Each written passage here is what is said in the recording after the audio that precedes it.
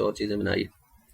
तो आज हम इंशाल्लाह जो है टूल मेन्यू में से हमने यहाँ पे लास्ट टाइम ये इंटरेक्टिव एक्सट्रूड टूल किया था, इसी से आगे स्टार्ट लेते हैं और अगले ये टूल जो हमारे रहते हैं ये कंप्लीट करेंगे।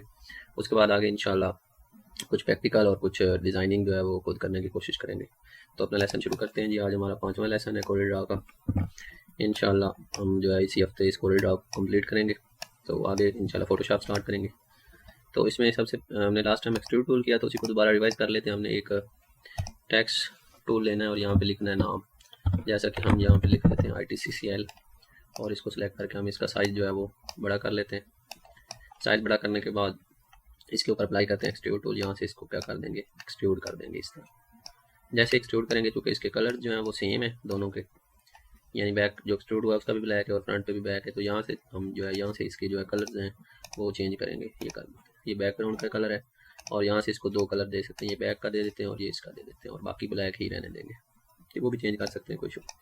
तो ये आपका एक्सट्रूड टूल जो है वो हो गया। उसके बाद आगे हम जो है इससे अगला टूल ये है इंटरेक्टिव ड्रॉप शेडो, यानी कि आपने किसी भी चीज़ के नीचे कोई शेडो लगाना है, शेड लगाना है, किसी टेक्स्ट के ऊपर, किसी डब्बे के ऊपर, या आप देखते हैं यहाँ पे एक बॉक्स बनाते हैं, इसका कलर ये कर दें और इसके ऊपर कुछ लिख दें। हम यहाँ पे लिखते हैं जी और इसका जो है वो साइज थोड़ा सा बड़ा कर लेते हैं। अब इसके ऊपर हम जो है वो शेड लगाएंगे, तो शेड टूल सेलेक्ट करेंगे, उसके बाद यहाँ से ड्रैग करके इस तरह माउस को यहाँ पे छोड़ेंगे तो ये पीछे आपका जो है वो शेड लग जाएगा। यहाँ से इसकी शेड की कैपेसिटी ज़्यादा या कम कर सकते हैं, यहाँ से इसकी डायरेक्शन सेट कर सकते हैं, नीचे शेड लगाना है ऐसे शेड लगा सकते हैं, इसके साथ बिल्कुल लगाना चाहते हैं बिल्कुल साथ लगा सकते हैं। यहाँ से इसका जो है वो शेड का कलर भी आप चेंज कर सकते हैं, जैसे हमने ये कर दिया।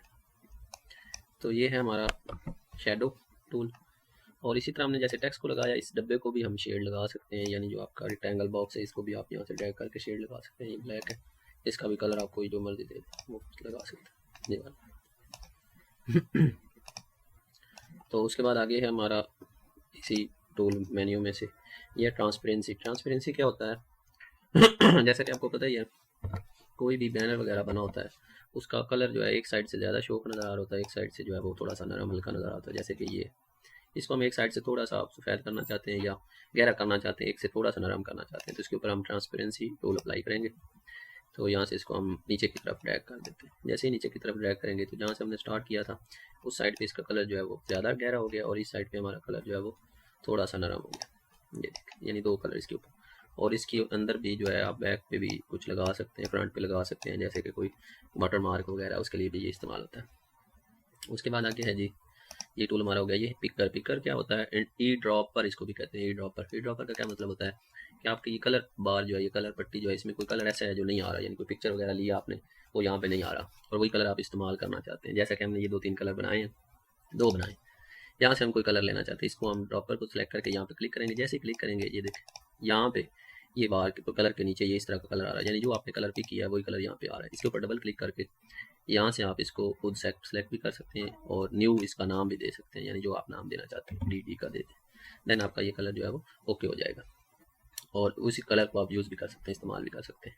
उसके बाद आगे है ये आउटलाइन टूल। आउटलाइन टूल क्या होता है कि ये जो आपने बॉक्स बनाया है इसका जो आउटलाइन है उसको आप कम या ज़्यादा या उसको कोई कलर वगैरह देना चाहते हैं, तो यहाँ से इसको सिलेक्ट करेंगे, यहाँ पे क्लिक करेंगे, यहाँ से इसका कलर भी आप चेंज कर सकते हैं। जैसे कि ये हम आउटलाइन का कलर करते हैं और यहाँ इसका साइज सेट करते हैं। ये देखिए 4 पीटी, तो ये देखिए इसका 4 पीटी का अपने साइज आउटलाइन का बढ़ा दिया। ये ज़्यादातर टेक्स्ट के ऊपर इस्तेमाल होता है। टेक्स्ट के ऊपर इस्तेमाल करके हम देख लेते हैं। हम यहाँ पे कुछ लिखते हैं, जैसे पहले लिखा था वैसे हम IT कंप्यूटर कॉलेज लालियाँ लिखते हैं, IT कंप्यूटर कॉलेज लालियाँ, और इसको सेलेक्ट करके इसका कलर कोई और कर दें, थोड़ा सा नज़र आ जाए, और इसका साइज़ भी हम यहाँ से बड़ा कर लेते हैं। तो ये अब हमने एक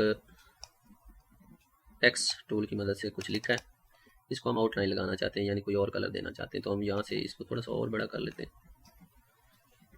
क्योंकि ये अब ना थोड़ा सा वाज़ेह नज़र नहीं आ रहा। तो ये अब हमने, हमारे पास एक टेक्स्ट है, इसके ऊपर हमने क्या लगानी है, आउटलाइन। तो लगाते हैं जी, सेलेक्ट करेंगे टेक्स्ट को, उसके बाद यहाँ से आउटलाइन टूल, यहाँ से पहले हमने 2-3 कलर की लगानी, तो हम ये 4 पीटी सेलेक्ट करेंगे, यहाँ से कलर सेलेक्ट करेंगे ये वाला वाइट, देन ओके कर देंगे। तो ये देखें इसके ऊपर पहले नीचे पहले वाला कलर है, ऊपर वाइट आ गया। फिर हम किसी और कलर की लगानी, तो फिर हम साथ प्लस का साइन प्रेस करेंगे, यानी कि हमने इसको प्लस कर देना है, और फिर कोई और कलर ले लें दोबारा। यहाँ से आप इसका कलर कर दें वाला, और इसका साइज़ थोड़ा सा कम कर दें 150, तो ये देखें अब 2 कलर की लग गई। तो ये आउटलाइन आप मुख्तलिफ साइज़ की और एक से ज़्यादा जो है वो किसी भी टेक्स्ट के ऊपर, बॉक्स के ऊपर लगा सकते हैं। उसके बाद जब हम इसको सिलेक्ट करेंगे तो अब ये जो है वो आपकी आउटलाइन लग चुकी है टेक्स्ट, ठीक है। उसके बाद आगे है जी इसमें मुख्तलिफ बॉक्सेस फिल टूल पड़ा हुआ है, यानी आपने जैसे ये बाल्टी बनी हुई है, किसी भी बॉक्स में कुछ भी फिल करना है, यानी कि यहाँ पे आप कोई बॉक्स बनाएं ये वाला, इसमें कोई भी इस तरह का डिज़ाइन आप फिल करना चाहते हैं, इस तरह का डिज़ाइन, तो हम यहाँ से कलर सेलेक्ट करेंगे तो ये कलर फिल करना है। अगर आपने इसमें कोई डिज़ाइन इस तरह का लेना है, यानी उसके अंदर ऑलरेडी ट्रांसपेरेंसी वगैरह लगी हो, तो वो आप यहाँ से लगा सकते हैं। एक साइड से वाइट, एक साइड से ब्लैक, और ये है कुछ बने बनाए फॉर्मेट्स हैं, बैकग्राउंड फॉर्मेट्स, ये आप यहाँ से सेट कर सकते हैं जिस तरह का आपको चाहिए, वही उसी तरह का उस बॉक्स के अंदर आपका फिल हो जाएगा। ये देखें। उसके बाद आगे इसी तरह के और भी कुछ पड़े हुए हैं, कुछ कलरफुल पड़े हुए हैं। ये देखिए, ये बादल वगैरह बनाने हैं, इस तरह का स्टाइल बनाना है, ये बनाना है, ये प्यारा ये बना देते हैं। ये देखिए, ये स्टाइल एक वर्ड स्टाइल टाइप बन गया बैकग्राउंड। ये हमेशा बैकग्राउंड पे कुछ बनाने के लिए, कोई इश्तिहार बैनर वगैरह बनाना, उसके बैकग्राउंड पे इस तरह का कोई सेट आप कर सकते हैं। उसके बाद ये पोस्ट स्क्रिप्ट फिल भी, डायलॉग इस तरह के भी पड़े हुए हैं। ब्रिक स्टाइल बनाना है, बबल स्टाइल बनाना है, बर्ड स्टाइल बनाना है, तो वो भी आप यहाँ से ईजिली बना सकते हैं। ये देखें,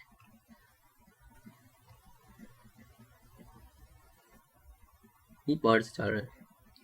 उसके बाद आगे इसमें नहीं करना कुछ भी, तो आप कलर क्रॉस पे कर दें तो ये ख़त्म हो जाएगा। और मुख्तलिफ यहाँ से कलर्स भी आप मुख्तलिफ डॉकर स्टाइल भी कर सकते हैं। उसके बाद आगे ये टूल है, इसके ज़रिए भी क्या करते हैं, इंटरैक्टिव फिल टूल है। ये हमने ट्रांसपेरेंसी लगाई थी, उसके बाद हमने इसके ऊपर सेम लाइक कलर जो है उनकी जो सेटिंग है वो कर दी। इसका आपको इस्तेमाल जो है, मैं यहाँ पे गोल बॉक्स बनाता हूँ, इसके अंदर हम यहाँ पे ये करते हैं। ये देखें, ये एक ब्लैक एंड वाइट है, यहाँ से आप कलर दें ये वाला और इधर से दें आप ये वाला, तो ये 2 कलर्स का एक बॉक्स बन गया है। ये